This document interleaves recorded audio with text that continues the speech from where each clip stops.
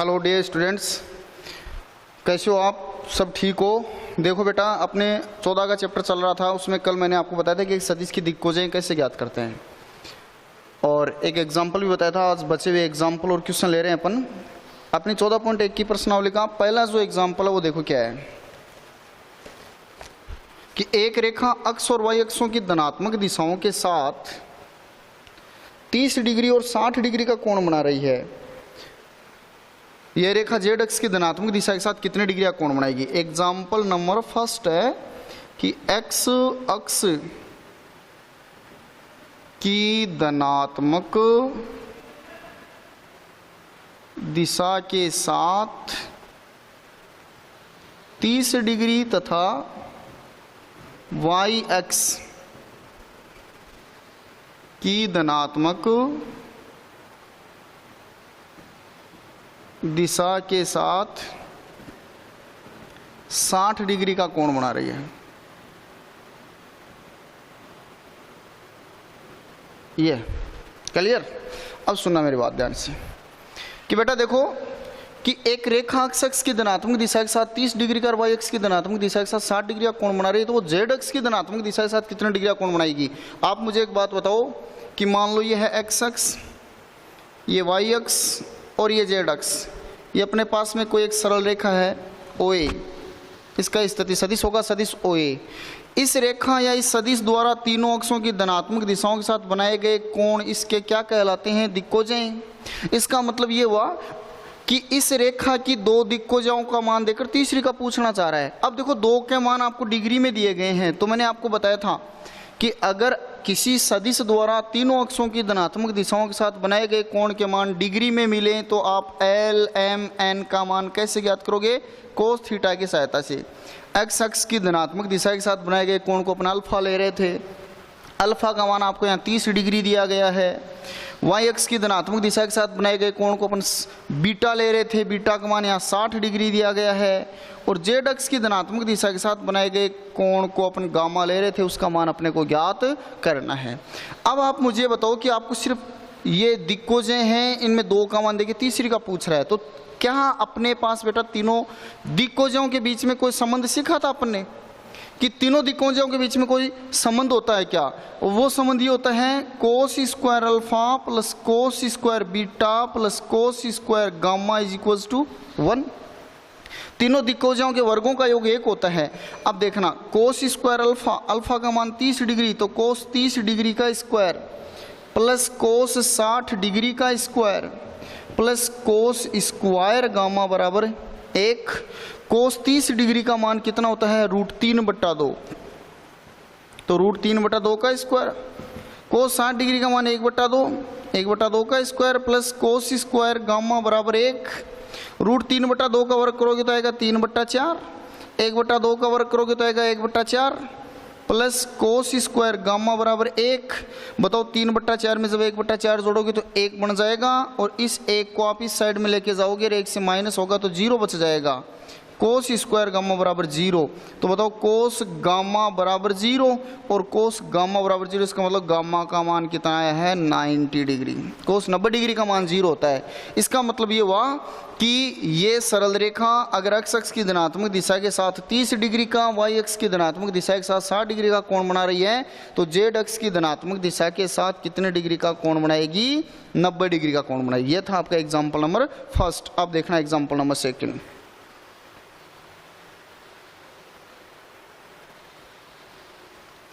Example number second अपने कल देख लिया था। एग्जाम्पल नंबर थर्ड देखो बेटा क्या है।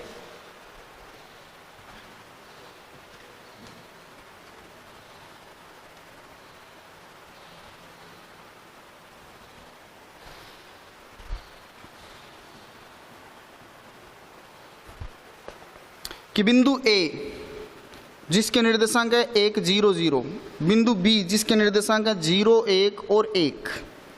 आपको कहा गया कि इन दोनों बिंदुओं को जोड़ने वाली रेखा की दिक्कोजें ज्ञात कीजिए। दोनों बिंदुओं को जोड़ने वाली रेखा की दिक्कोजा। देखो बहुत अच्छा क्वेश्चन है, ध्यान से समझने का प्रयास करना बेटा। पहले तो आप मुझे बताओ कि अपन दिक्कोजा किस सदिश की ज्ञात कर सकते हैं? या तो उस सदिश द्वारा तीनों अक्षों की धनात्मक दिशाओं के साथ बनाए गए कोण के मान डिग्री में मिले, या आपको उस सदिश का स्थिति सदिश मिले। जब स्थिति सदिश मिलेगा तो उसके तीनों दिक् अनुपात मिलेंगे और तीनों दिक् अनुपातों से अपन दिक् को ज्ञात कर सकते हैं। तो देखो यहाँ आपको दो बिंदु दिए गए हैं, इनके निर्देशांक दिए गए हैं और इन दोनों को मिलाने वाली रेखा की दिक् को जो पूछ रहा है। तो सबसे पहले अपन ज्ञात करेंगे रेखा ए बी का स्थिति सदिश और ये होगा ओ बी माइनस ओ ए। दूसरे बिंदु के स्थिति सदिश में से पहले का माइनस कर देंगे।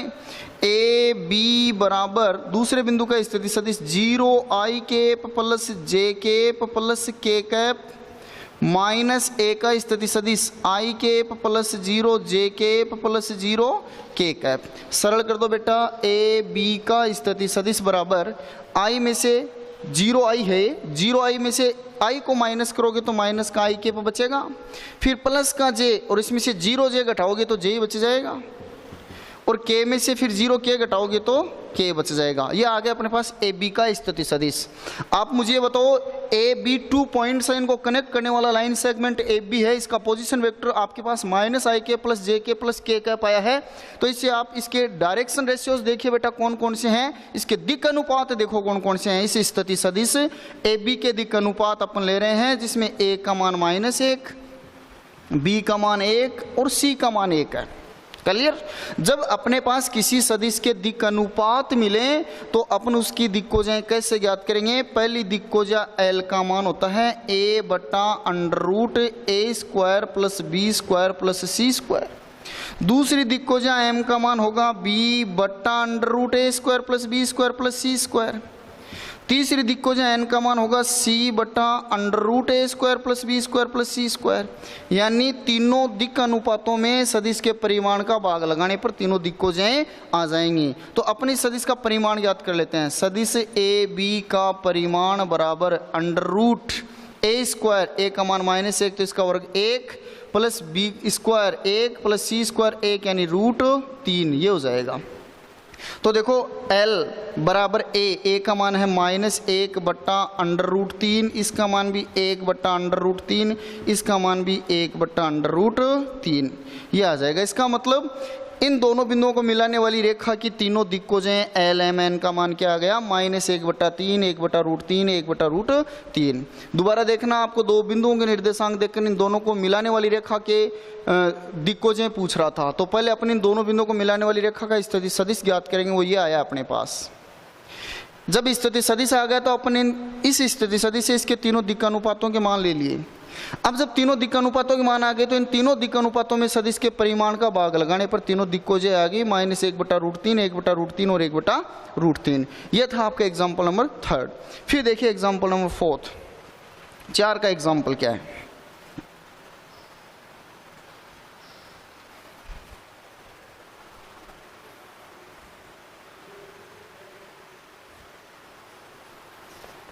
एग्जाम्पल नंबर 4 ये है बेटा कि दर्शाइए कि बिंदु A जिसके निर्देशांक 2, 3 और 4 और बिंदु B जिसके निर्देशांक -1, 2 और -3 और बिंदु C जिसके निर्देशांक -4, 1 और -10 है। ये तीनों बिंदु संरेख हैं क्या? संरेख। तो आप बोर्ड पे ध्यान से देखना, संरेख का मतलब होता है कि तीनों बिंदु एक ही रेखा पर स्थित हैं क्या। संरेख यानी तीनों बिंदु एक ही रेखा पर स्थित हैं क्या। ये देखने के लिए बेटा आप मुझे एक बात बताओ कि अपन एक सदिश ए बी ले लें ए से बी तक और दूसरा सदिश बी सी ले लें बी सी। अगर ये दोनों सदिश अगर समांतर हों तो ये दोनों सदिश ए बी और बी सी इन तीनों बिंदुओं से बने हैं जिनमें बी दोनों में कॉमन है। इसका मतलब बी इनको जोड़ के रखा है। अब ये दोनों अगर समांतर होंगे संरेख होंगे तो तीनों बिंदु भी क्या होंगे संरेख होंगे। तो इस शर्त के लिए देखना अपन क्या करते हैं, पहले ए बी का स्थिति सदिश ज्ञात करते हैं O B minus O A B का स्थिति सदिश बराबर बी का स्थिति सदिश -i cap plus 2j cap -3 k cap और ए का स्थिति सदिश 2i cap plus 3j cap plus 4 k cap. A B का स्थिति सदिश बराबर -i में से 2i माइनस करोगे तो माइनस का 3i कैप, 2j में से 3j माइनस करोगे तो माइनस का j कैप, 3k कैप में से ये माइनस करोगे तो माइनस का 7k कैप हो जाएगा। ऐसे ही फिर आप ज्ञात करो बी सी का स्थिति सदिश ओ सी माइनस ओ बी। तो बी सी का स्थिति सदिश बराबर सी का स्थिति सदिश है माइनस का 4i कैप प्लस का j कैप माइनस का 10k कैप, और बी का स्थिति सदिश है माइनस i कैप प्लस का 2j कैप माइनस का 3k कैप। सरल कर देंगे इसको। बी सी का स्थिति सदिश बराबर 4i में से माइनस का i घटेगा तो माइनस का 3ik बचेगा, j में से प्लस का 2j घटेगा तो माइनस का j बचेगा, माइनस का 10k और ये घटाओगे तो ये प्लस का बन के यहाँ माइनस का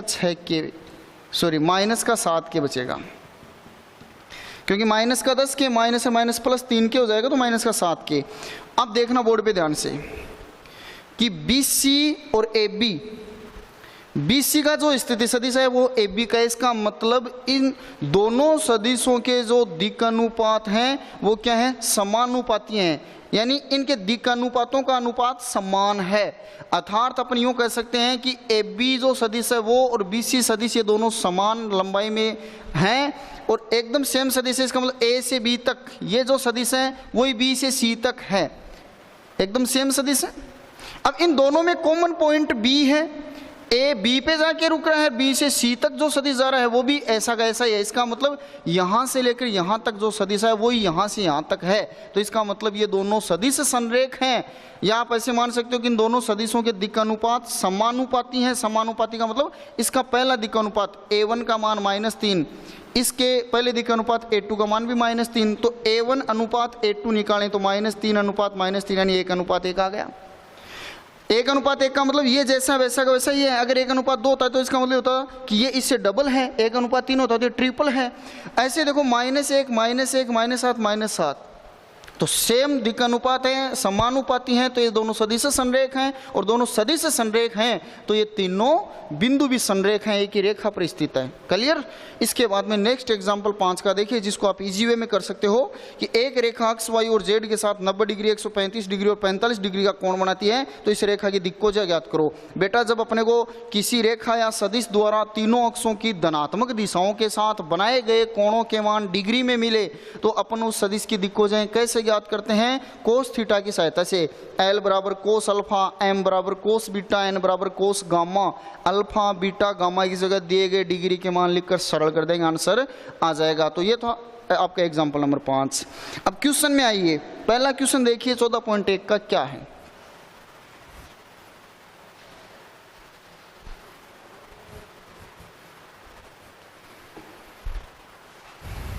क्वेश्चन नंबर 1, पहला क्वेश्चन है एक रेखा की दिक्कोजय ज्ञात कीजिए। एक रेखा की दिक् को साइन ज्ञात कीजिए जो निर्देशांकों के साथ समान कोण बनाती है। यानी आपको उस रेखा की दिक्कोजय बतानी है जो तीनों अक्षों के साथ बराबर कोण बनाती है, बराबर डिग्री का। इसका मतलब वो सरल रेखा अक्ष के साथ जितने डिग्री का कोण बनाएगी उतने ही डिग्री का वाई अक्ष के साथ और उतने डिग्री का जेड अक्ष के साथ बनाएगी। इसका मतलब ये हुआ कि अकॉर्डिंग टू गिवन कंडीशन दिया गया है प्रश्नानुसार कि alpha is equals to beta is equals to gamma. Alpha beta और गामा का मान बराबर है। इसका मतलब कोस अल्फा का जो मान आएगा वो और कोस बीटा का जो मान आएगा वो और कोस गामा का जो मान आएगा वो, ये भी क्या होंगे, समान होंगे, बराबर होंगे। क्यों भाई, जितने डिग्री का मान यहाँ होगा उतना ही यहाँ होगा, उतना ही यहाँ होगा। और इससे जब तीनों के मान ज्ञात करेंगे तो वो भी सेम आएंगे। अब आप मुझे बताओ, आपको ज्ञात करनी है दिक्कोजयों के मान, L M N का मान। इसका मतलब इन तीनों में से किसी भी एक का मान आ गया तो तीनों के मान ज्ञात कर लेंगे। अब बेटा इसके लिए आप ये देखो, चूंकि cos square alpha plus cos square beta plus cos square gamma is equals to 1, कि तीनों दिक्कोजयों के वर्गों का योग 1 होता है।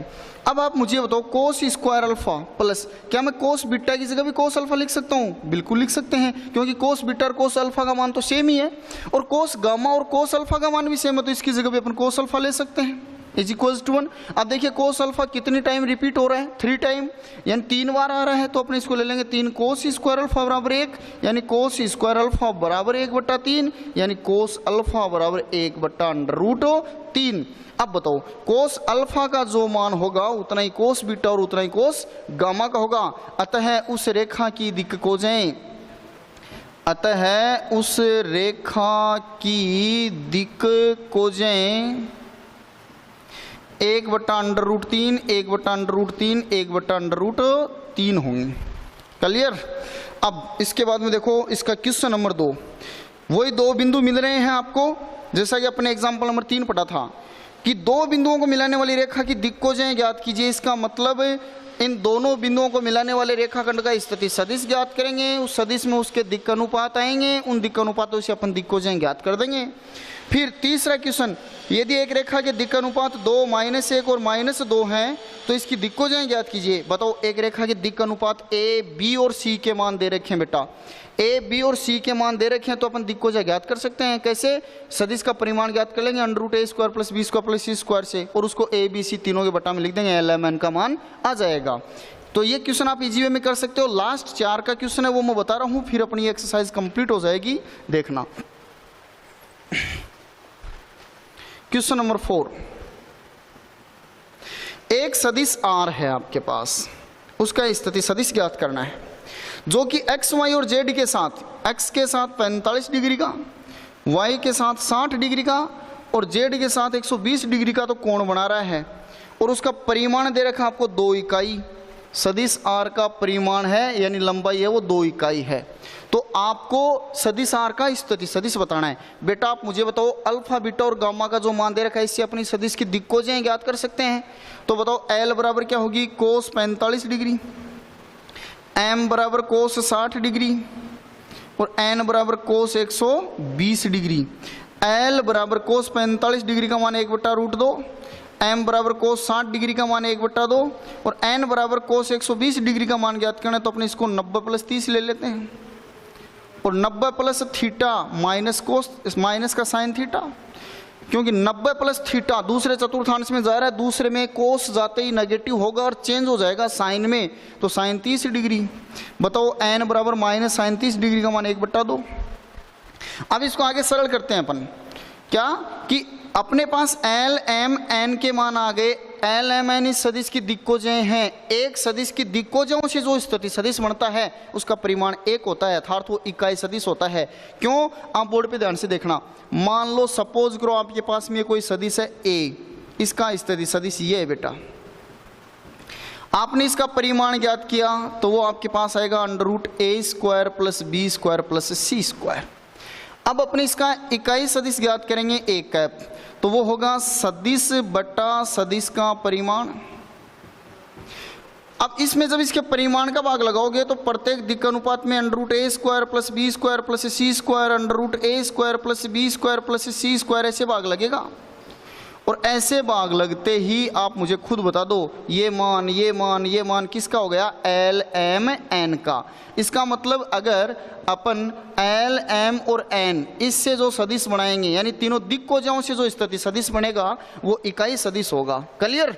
अब सुनना मेरी बात ध्यान से कि R² यानी R का इकाई सदिश बराबर 1/√2i² plus 1/2 j² minus 1/2k²। L, M, N के मान लीजिए R का इकाई सदिश बन गया। आपको ये कहा गया कि सदिश R का स्थिति सदिश ज्ञात करो।